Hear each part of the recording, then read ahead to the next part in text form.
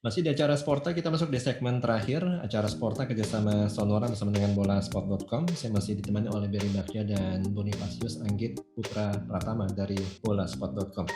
Kita masih bicara mengenai perebutan posisi keempat zona Liga Champion di Liga Inggris, Berry dan Anggit. Kita ngobrol soal Spurs dulu nih. Kemarin ini luar biasa loh, ketika lawan Newcastle ya, bisa membalikan keadaan jadi 5-1. Dan kalau kita ngelihat permainan kemarin ya antara Spurs melawan Newcastle, beberapa kali memang salah satu rekrutan terbaik juga ternyata berperan ya. Tidak hanya Luis Diaz di Liverpool, Kulusevski di Spurs juga ternyata ketika menjadi debutan terbaru langsung juga tune in. Anggit dan Berry melihatnya seperti apa nih debutan terbaru dari Tottenham Hotspur ini? Iya, Dejan Kulusevski ini kan juga salah satu anak buah dari mungkin mengenal gaya permainan Antonio Conte dan sudah terbiasa bermain sebagai winger dalam formasi 3-5-2. Betul. Dan juga Kulusevski sendiri juga bisa ditempatkan di banyak posisi, Mas Anto. Seperti winger, penyerang lubang, gelandang serang, dan juga penyerang. Jadi multifungsi dan fleksibilitas dari Kulusevski sendiri juga membuatnya bisa menjadi salah satu pemecah kebutuhan bagi Tottenham sendiri. Ya. Dan kemarin juga ngelihat peran Harry Kane juga luar biasa ya. Dia tidak memaksakan diri sebagai striker murni. Kadang-kadang juga turun ke lini kedua seperti kayak seorang playmaker ya kemarin lawan Newcastle ya. Beberapa kali ngasih assist yang membuahkan gol ya. Anggit dan Berry ngeliatnya bagaimana nih? Kan kabarnya dulu udah nggak betah nih di Spurs nih, sekarang malah menunjukkan kebalikannya nih. Ya, kalau dilihat mungkin karena polesan dari Antonio Conte sendiri, Mas. Karena Harry Kane sendiri juga konon katanya mengaku sebagai pengagum dari sosok Antonio Conte sendiri. Cocok. Ya. Dan karena polesannya dan juga latihannya bisa jadi Kane ini sendiri juga termotivasi dan melupakan masa lalu yang ingin lah. Iya. Akhirnya lupa ya. Dan awal musim juga mainnya jelek banget kan. Benar. Hampir 4-5 pertandingan malah mandul kalau nggak salah. Padahal salah satu dimasukkan dalam calon legenda penyerang asal Inggris yang subur di Liga Inggris tentunya. Iya. Dan United menyesal ya tidak mengambil Antonio Conte ya. Oke, sekarang kita bahas mengenai Arsenal nih, Berry dan Anggit. Peluangnya bagaimana nih untuk menduduki peringkat keempat Liga Inggris? Di antara tim-tim yang bersaing sebenarnya Arsenal punya peluang lebih besar ya di atas kertas. Yeah. Karena skuad Mikel Arteta ini masih punya 2 pertandingan nih yang belum dimainkan. Jadi kalau sekarang poinnya 5-4, kalau saja menang dalam 2 pertandingan itu. Next lawan siapa sih, Ben? Kenapa? Nextnya lawan siapa sih? Nextnya lawan Brighton. Brighton, oke. Okay. Kemudian? Akhir pekan ini lawan Brighton. Kemudian juga ada Southampton dan baru Chelsea sama Manchester United tuh 2 pertandingan ke depan. Ini kenapa nih kalah telak nih lawan Crystal Palace? Ya itu dia, kita lihat bahwa sebenarnya skuad Mikel Arteta tuh masih punya kelemahan ya. Punya kelemahan yang bisa dimanfaatkan oleh tim-tim yang bermain Spartan fisikal seperti Crystal Palace. Sejauh ini Arteta kan dijuluki sebagai suksesornya Guardiola dengan permainan cantik kaki dan kaki ke kaki. Bahkan dibilang kayak mengembalikan permainan indah Arsenal zaman dulu ya. Tapi kemudian untuk menghadapi tim-tim dengan kualitas fisik yang lebih mumpuni. Yeah. Terbukti ini kekurangan yang masih bisa dimanfaatkan oleh tim-tim lawan. Oke. Cuma kan rata-rata pemain muda, Ber. 90 menit nggak masalah dong harusnya. Iya. Gelandangnya tuh kan lari kenceng banget ya, Ber. Iya. Kelebihannya kan mungkin untuk soal semangat permainan sih mereka lebih bagus. Cuman masalahnya pengalaman juga bicara banyak sih, Mas. Apalagi dalam kompetisi seketat ini. Yeah. Ketiadaan Aubameyang justru jadi satu kerugian nih, mereka kekurangan striker yang berpengalaman di level-level tertinggi seperti Aubameyang. Oke. Termasuk ini harus kehilangan salah satu pemain belakang terbaik mereka ya.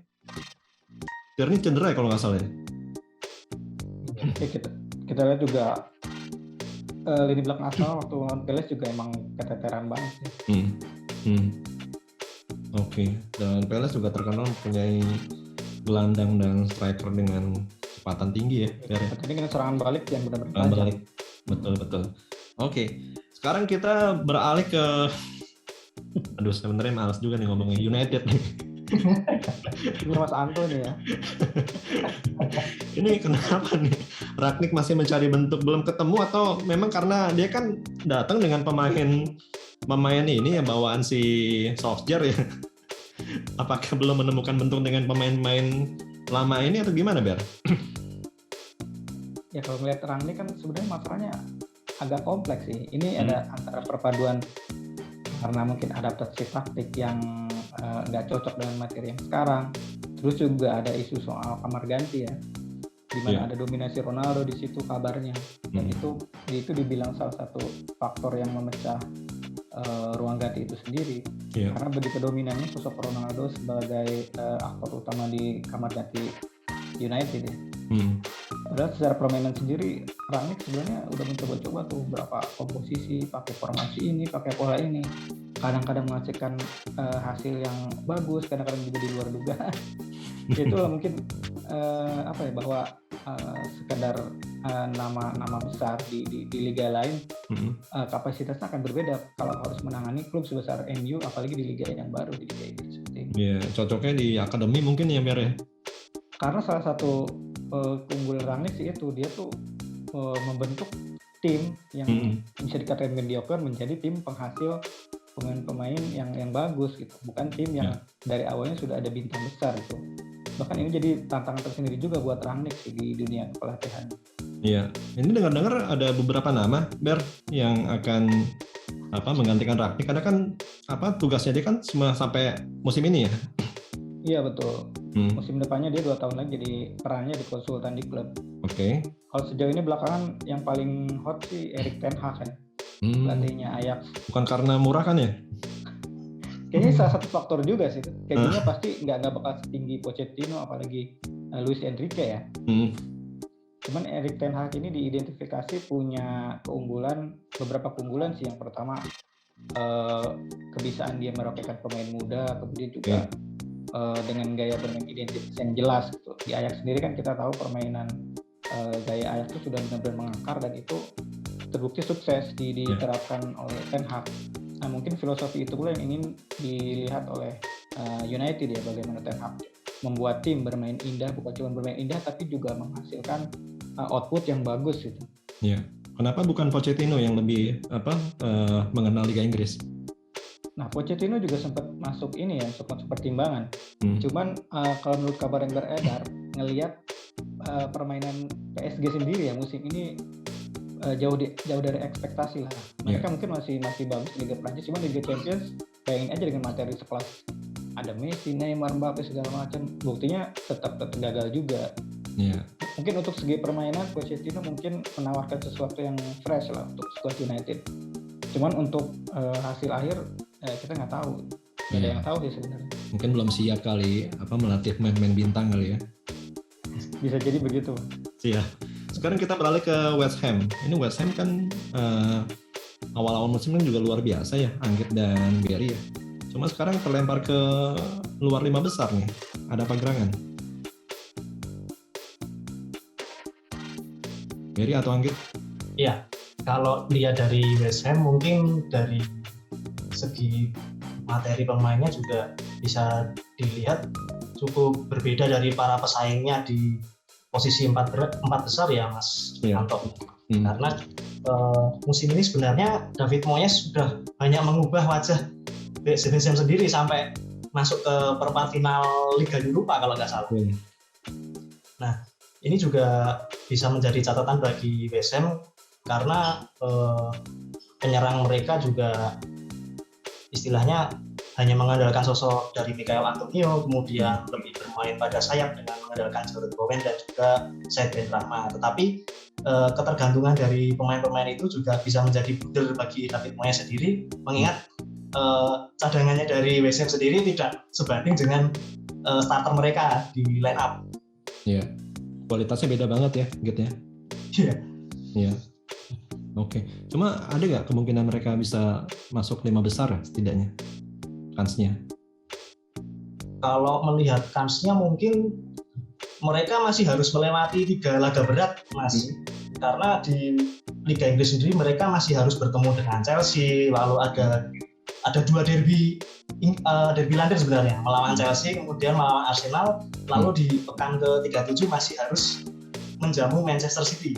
Wah, berat semua ya lawannya. Oke, kalau untuk Wolverhampton gimana kansnya, Berry atau Anggit? Wolverhampton mungkin ya sekedar jadi kerikil aja sih kayaknya. Mungkin akan jadi sebuah prestasi ya kalau Wolves ternyata mampu mendobrak ke posisi 4 besar, mengingat begitu sesaknya di zona perebutan Liga Champions tersebut. Jadi masalah yaitu semua tim ini bisa musim ini tuh kayaknya ini lah ya, ada agak sedikit keunikan karena setiap tim bisa saling mengalahkan di antara, kecuali Liverpool sama City ya yang emang nggak terjangkau dua kontes ini nggak terjangkau peserta lain. Kalau melihat Wolves juga bisa membuat kejutan seperti saat menaklukkan tim-tim besar ya. United pernah kalah. Punya potensi, cuman mungkin sekedar Liga Eropa sudah bagus banget sih kalau buat Wolves. Oke. Cuma yang jelas persaingan di posisi 4 besar nih menarik untuk kita ikuti ya, Berry dan Anggit ya. Iya Mas. Oke. Dan pertandingan pada pekan ini merupakan salah satu kunci nih teman-teman dan sahabat Sonora. Berry, Anggit, makasih banyak loh udah nemenin saya selama 1 jam. Siap Mas. Salam sehat ya buat semuanya. Kita ketemu lagi di acara yang sama pada hari Kamis yang akan datang. Saya pamit, salam sehat dan sampai jumpa.